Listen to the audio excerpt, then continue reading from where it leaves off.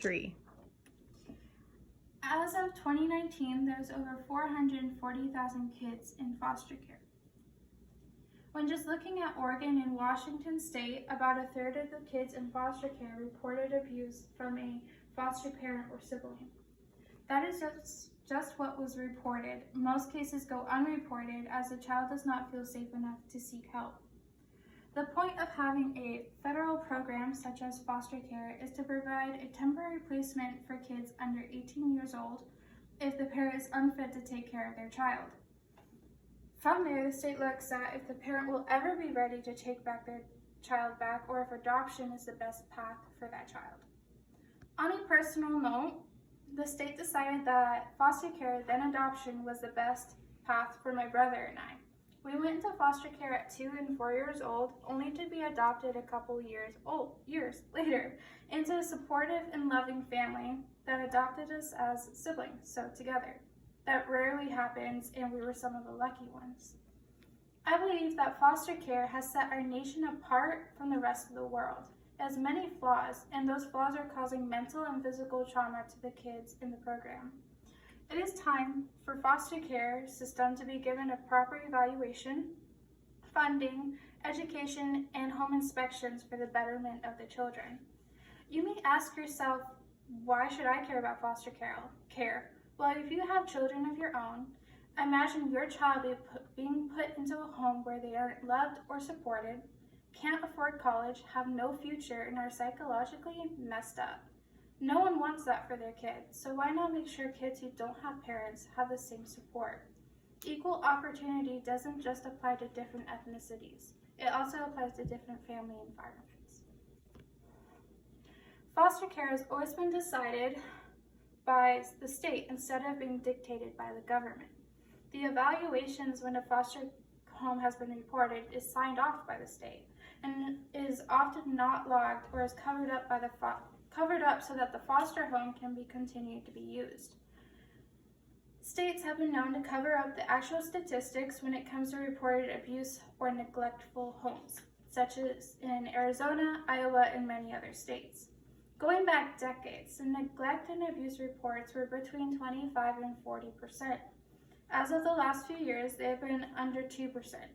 When delving deeper, the government found that many of the cases have been covered up by the state. In addition to the problem with proper evaluations of the at-home situations and reported neglect and abuse, there is an issue in proper funding. The government sets aside a certain amount of money for welfare. Of that amount, it is distributed to foster care systems by state as needed or reported. The problem with that is that often a state will end up going without or cannot afford to bring on more foster homes, which results in overcrowded homes or neglect. It means more moves for the children, which causes trauma to their mental health. Subsidy is what a foster parent is given for that child. It is often the main reason people get into foster care giving, as it provides extra money.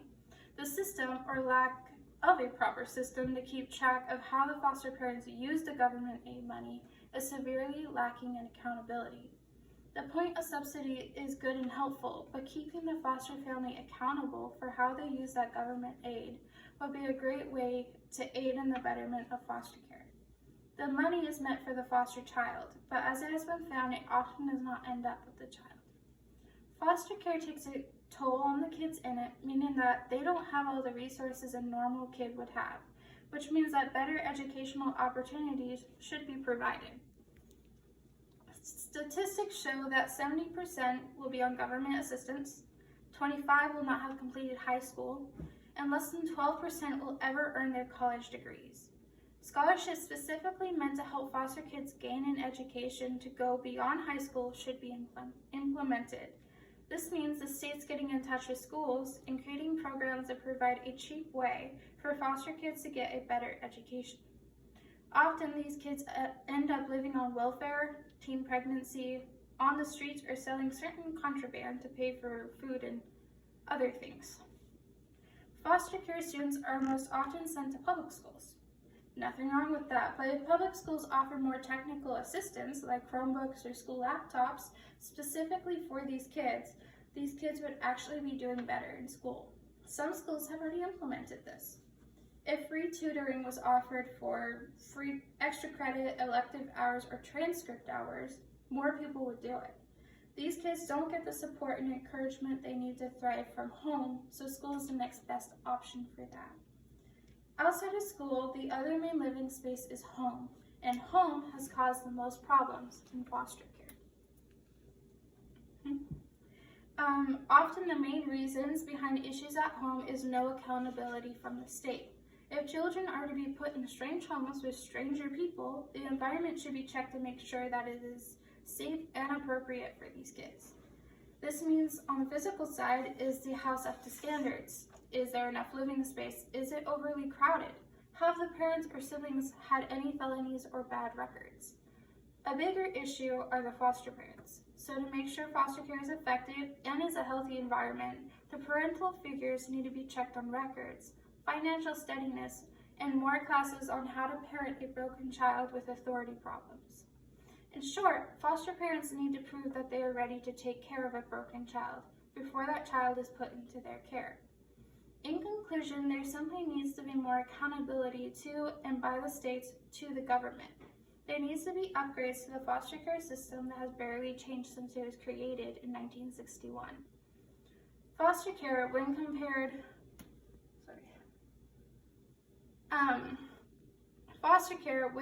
to orphanages and children on the street, really has done a lot for our nation. But as a nation, we are just focusing on removing children from bad situations, only to put them sometimes in worse places, subjecting them to abuse and neglect. If the states and government work together, we can figure out a way to create an updated foster care program that doesn't cause permanent trauma to the children, and give them equal chances to those who grew up in supportive homes. With changes in proper evaluation, funding, education, and home improvement, these kids can be given a world of possibilities. Archimedes said, "Give me a firm place to stand, and I will move the earth." If we have the resources, why can't we make these children's lives better and give them their dreams?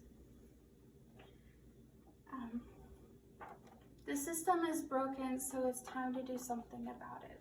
Thank you for listening. This is from the website iFoster and Abuse in Foster Care Research versus the Child Welfare System.